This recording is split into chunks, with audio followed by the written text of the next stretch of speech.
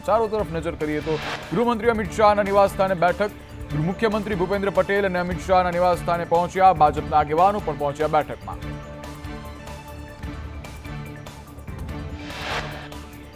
બેઠકમાં ક્ષત્રિયોના આંદોલન મુદ્દે ચર્ચા કરવામાં આવી. હર્ષ સંઘવી અને સી.આર. પાટીલ પણ રહ્યા ઉપસ્થિત.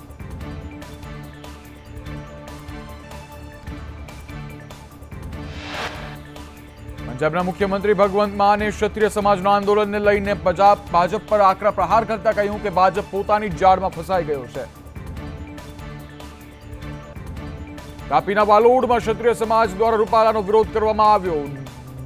ડોડિયા ફાડિયા વિસ્તારમાં મહિલા યુવાનોએ કર્યો રૂપાલાનો વિરોધ. ગ્રામજનો દ્વારા રૂપાલાની ટિકિટ રદ નહીં થાય ત્યાં સુધી ભાજપને પ્રવેશ નહીંના બેનર લગાડવામાં આવ્યા.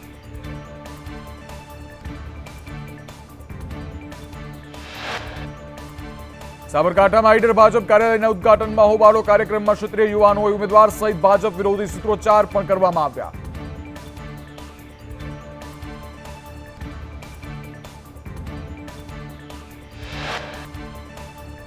સાબરકાંઠામાં ભાજપ સામે વિરોધનો વંટોળ. ક્ષત્રિય સમાજવાદ વિશ્વ હિન્દુ પરિષદ અને બજરંગ દળે ભાજપ ઉમેદવાર અને ધારાસભ્યને લઈને કર્યા વિરોધ. વડોલીમાં શોભાયાત્રા વખતે શોભના બારૈયા પણ રમણ વોરા વિશે પણ વિરોધ કરવામાં આવ્યો. માણસાના દેલવાડામાં ક્ષત્રિય સમાજે રૂપાલા ઓપરેશન 2 ની શરૂઆત કરી. ક્ષત્રિય સમાજના પ્રમુખ કરણસિંહ ચાવડાએ દેલવાડા ગામે પૂજા કરીને રૂપાલા એક્ટ ઓપરેશન 2 ની શરૂઆત કરી. સાથે જ ગુજરાતના દરેક ગામોમાં ભાજપના વિરોધની જાહેરાત કરી.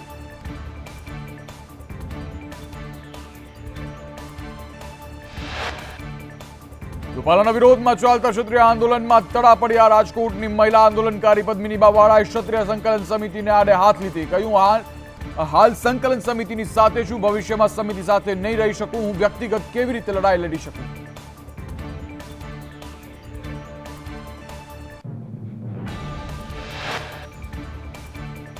પદ્મિની બાવાળાએ કહ્યું, ક્ષત્રિય સંકલન સમિતિ સમાજને ગેરમાર્ગે દોરે છે. આંદોલનને રાજકીય રૂપ ના આપવું જોઈએ. તેઓ પાર્ટ 2 માં શું કરે છે તે જોઈએ.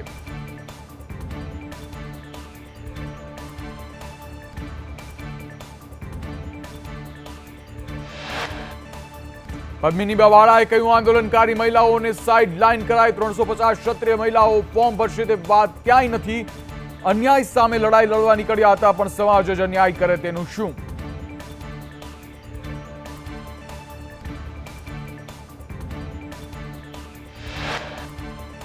કોંગ્રેસ પૂર્વ અધ્યક્ષ જગદીશ ઠાકોર રૂપાલા પર વરસ્યા. કહ્યું, 7મી તારીખે મતોથી બતાવીશું બાવડામાં કેટલું બળ છે.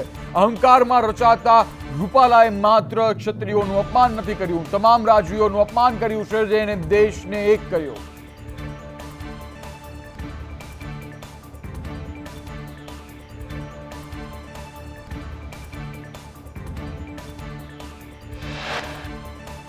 તેમણે વધુમાં કહ્યું કે આ ઓબીસી આદિવાસી બ્રાહ્મણ પાટીદારોનું પણ અપમાન છે. જો તમે પુરુષોને ગાળો બોલી હોત તો ચલાવી લેત, પણ તમે બેન દીકરીઓને ગાળો બોલી.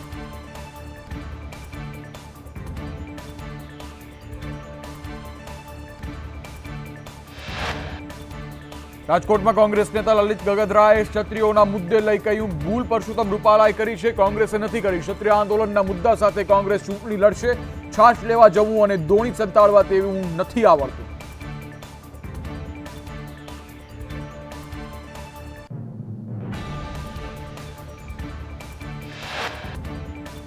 લલિત ગગધરાએ ક્ષત્રિય સમાજને લઈ કહ્યું, ક્ષત્રિય સમાજ કોંગ્રેસ સાથે છે. દરેક વર્ગ અત્યારે પીડાઈ રહ્યો છે. પરેશ ધાનાણી રાજકોટથી જનતાનો અવાજ બનશે.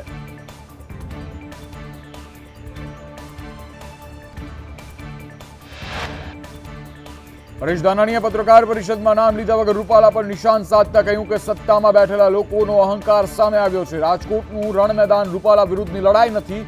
ઇરાદાપૂર્વક રાજકોટને રણ મેદાનમાં ફેરવાયું છે.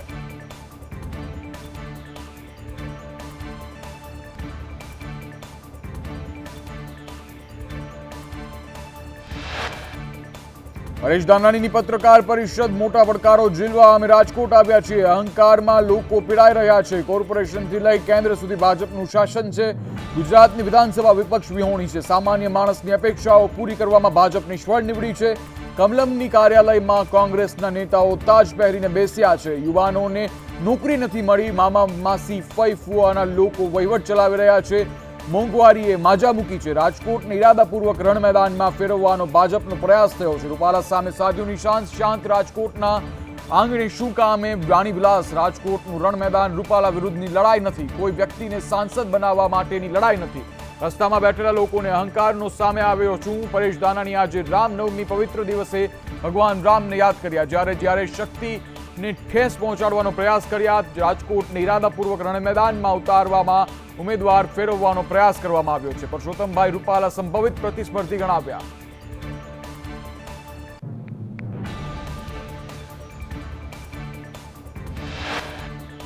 ભાજપે બે ઉમેદવાર બદલ્યા છે. રાજકોટમાં પણ ઉમેદવાર બદલવા પડશે. જનતાની અપેક્ષાઓ પૂરી કરવામાં ભાજપ નિષ્ફળ થઈ અહંકારમાં લોકો પીડાઈ રહ્યા છે.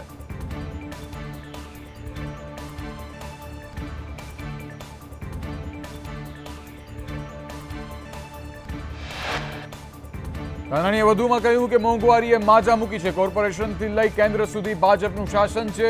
ગુજરાતની વિધાનસભા વિપક્ષ વિહોણી છે. કમલમમાં કોંગ્રેસના નેતાઓ તાજ પહેરીને બેઠા છે. અમે તો મોટા પડકારો ઝીલવા રાજકોટ આવ્યા છીએ.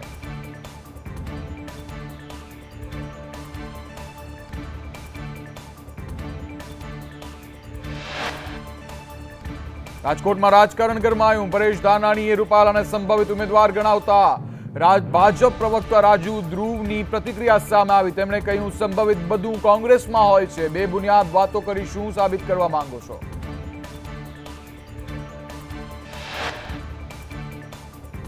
રાજકોટ રાજકારણ ગરમાયું. પરેશ ધાનાણી પરસોત્તમ રૂપાલાને સંભવિત ઉમેદવાર ગણાવ્યા. રૂપાલાને સંભવિત ઉમેદવાર ગણાવતા રાજકારણ ગરમાયું. સંભવિત ગણાવતા ભાજપ આક્રમક. રાજકોટમાં પરેશ ધાનાણી દ્વારા પરસોત્તમ રૂપાલાની સંભવિત ઉમેદવાર કહેવાનો મામલો સામે આવ્યો. સૌરાષ્ટ્ર ભાજપના પ્રવક્તા રાજુ ધ્રુવનું નિવેદન, સંભવિત બધું કોંગ્રેસમાં હોય છે. આવી બે બુનિયાદ વાતો કરીને તમે શું સાબિત કરવા માંગો છો?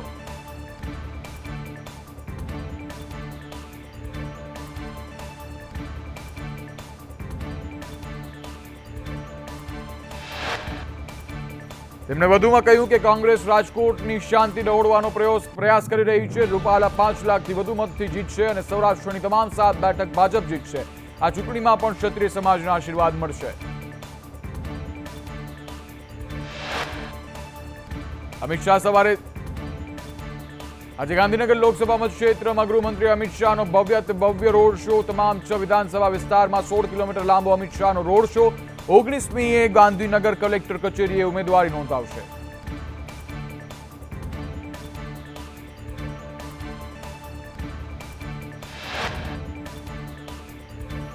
અમિત શાહ સવારે સાણંદ અને કલોલમાં રોડ શો કરશે તો બપોર બાદ સાબરમતી, ઘાટલોડિયા અને વેજલપુરમાં રોડ શો કરશે. વેજલપુરમાં આજે અમિત શાહની જંગી જનસભા.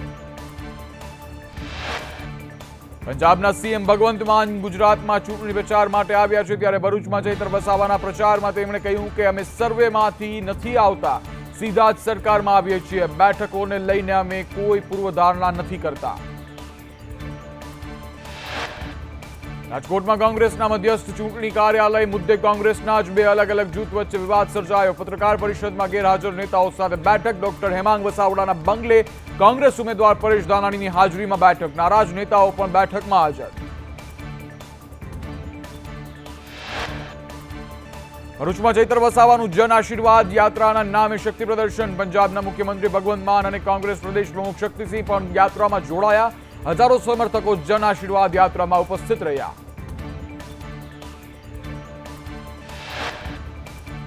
ભરૂચમાં રેલી દરમિયાન ચૈત્ર વસાવાનો ફિલ્મી અંદાજ જોવા મળ્યો. ફિલ્મી ડાયલોગ સાથે ચૈત્ર વસાવાએ કહ્યું, તુમે ક્યાં લગતા થા, લौटेंगे નહીં, જબ તક તોડેંગે નહીં, તબ તક છોડેંગે નહીં. જેલનો જવાબ મતથી આપજો. ખેડા લોકસભા વિસ્તારમાં કોંગ્રેસને ફટકો. કોંગ્રેસ નેતા ઉમેશસિંહ ઝાલા સમર્થકો સાથે ભાજપમાં જોડાયા. સી.આર. પાટીલના નિવાસ સ્થાને જોડાયા ભાજપમાં. ઉમેશસિંહ ઝાલા 2022માં વિધાનસભા ચૂંટણીમાં હતા કોંગ્રેસના ઉમેદવાર.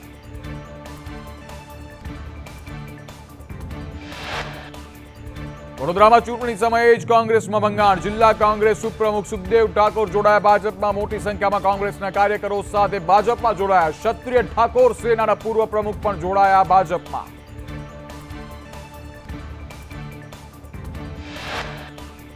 ક્ષત્રિય સમાજના આગેવાન ગોપાલસિંહ ઠાકોરે ભાજપમાં જોડાતા નિવેદન આપ્યું કે વડોદરામાં ક્ષત્રિય સમાજ ભાજપના વિરોધમાં નથી. કેટલીક જગ્યા પર ક્ષત્રિયો ભાજપનો વિરોધ કરતા રહેશે.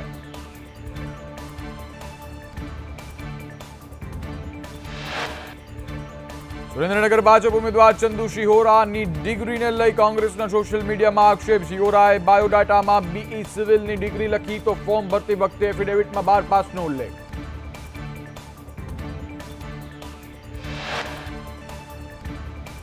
સોશિયલ મીડિયા પર આક્ષેપ કરતા કોંગ્રેસના ઉમેદવાર ઋત્વિજ મકવાણાએ કહ્યું, કદાચ ઉમેદવારની ડિગ્રી ભાજપ નક્કી કરતું હશે. સોશિયલ મીડિયા પર આક્ષેપ કરનાર ઋત્વિજ મકવાણાએ સંદેશ ન્યૂઝ પર વાત કરતા કહ્યું,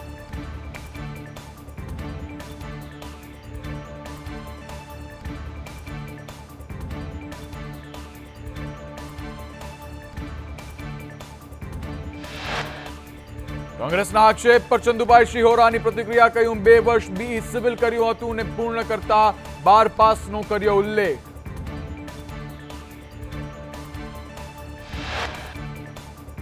લોકસભા ચૂંટણીના કેન્દ્ર બિંદુ બનેલા ભગવાન શ્રીરામનો મુદ્દો વિરોધીઓને પણ મિત્ર બનાવી દે છે. બનાસકાંઠાના થરાદમાં રામ જન્મોત્સવમાં ગેનીબેન ઠાકોર અને પર્વત પટેલ અને શંકર ચૌધરી એક સાથે દેખાયા. થરાદમાં રામનવમીની ઉજવણીમાં ગેનીબેન ઠાકોરે પર્વત પટેલના લીધા આશીર્વાદ, તો શંકર ચૌધરી અને ગેનીબેન ઠાકોરે એક સાથે રામલલ્લાની આરતી ઉતારી.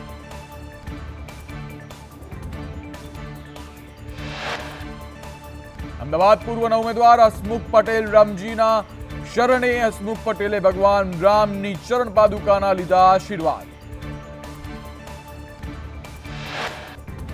ચૂંટણી ડાળે કોંગ્રેસ નેતાઓ પ્રભુ રામના શરણે. અમદાવાદ પૂર્વ લોકસભા બેઠકના ઉમેદવાર હિંમતસિંહ પટેલ રામ મંદિરમાં કર્યા દર્શન. રામનવમીના પર્વે રામ મંદિરમાં પ્રભુ રામની આરતી ઉતારી. પાટણ લોકસભા ઉમેદવાર ભરતસિંહ ડાભી રામના શરણે. કોંગ્રેસ ઉમેદવાર ચંદનજી ઠાકોરે પણ કર્યા દર્શન. બંને ઉમેદવારે છેલ્લા 37 વર્ષથી નીકળતી રામનવમીની શોભાયાત્રામાં ભાગ લીધો. અરવલ્લીમાં માલપુરના ધોલેશ્વરમાં કોંગ્રેસ ઉમેદવાર ડોક્ટર તુષાર ચૌધરીએ ચૂંટણી પ્રચાર કર્યો. કોંગ્રેસના પૂર્વ ધારાસભ્ય જસુ પટેલ પણ પ્રચારમાં જોડાયા. મોટી સંખ્યામાં કોંગ્રેસ કાર્યકરો પ્રચારમાં જોડાયા. લોકસભાની ચૂંટણીમાં ઉમેદવારોએ ફોર્મ ભર્યાના આંકડાઓ સામે આવ્યા. 26 લોકસભા બેઠક માટે 97 ઉમેદવારોએ ફોર્મ ભર્યા. 5 વિધાનસભાની પેટા ચૂંટણી માટે 8 ઉમેદવારોએ ફોર્મ ભર્યા. 19મી એપ્રિલ સુધી ઉમેદવારી ફોર્મ ભરવાની પ્રક્રિયા ચાલુ રહેશે.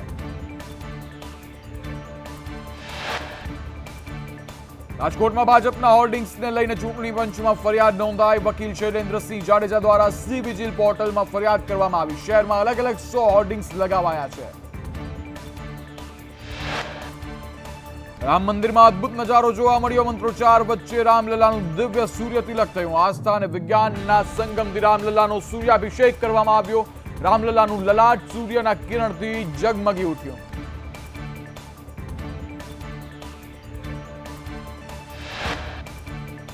દેશભરમાં રામનવમીની ધામધૂમથી ઉજવણી કરવામાં આવી રહી છે. ત્યારે અયોધ્યામાં રામ મંદિરની પ્રાણ પ્રતિષ્ઠા બાદ પહેલી રામનવમી. રામનવમી પર અયોધ્યા મંદિરમાં ભવ્ય અને દિવ્ય દ્રશ્ય. અમદાવાદ અયોધ્યામાં મોટી સંખ્યામાં ભક્તોનો જમાવડો.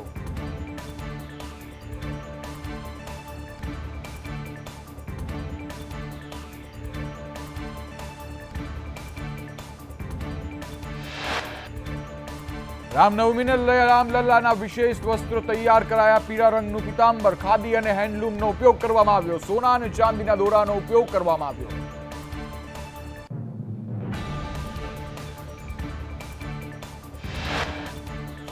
રામનવમીની પીએમ મોદીએ ટ્વીટ કરી શુભેચ્છાઓ પાઠવી. અયોધ્યામાં રામલલ્લા વિરાજમાન થયા બાદ પહેલી રામનવમી. અયોધ્યા આજે એક અપ્રતિમ આનંદમાં છે. પીએમએ અયોધ્યાના રામ મંદિરને દેશવાસીઓની વર્ષોની કઠિન તપસ્યાનું ફળ ગણાવ્યું.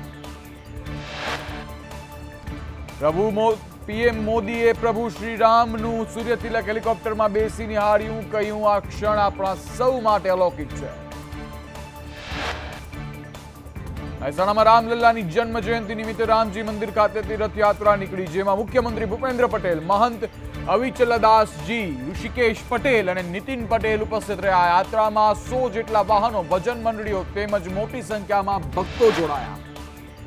રામનવમીની સમગ્ર રાજ્યમાં ભવ્ય ઉજવણી કરવામાં આવી. ગુજરાતના રામજી મંદિરો જય શ્રી રામના નાદથી ગુંજી ઉઠ્યા હતા. ત્યારે સુરતના ઓલપાડમાં બજરંગ દળ અને વિશ્વ હિન્દુ પરિષદ દ્વારા ભગવાન રામની શોભાયાત્રાનું આયોજન કરવામાં આવ્યું.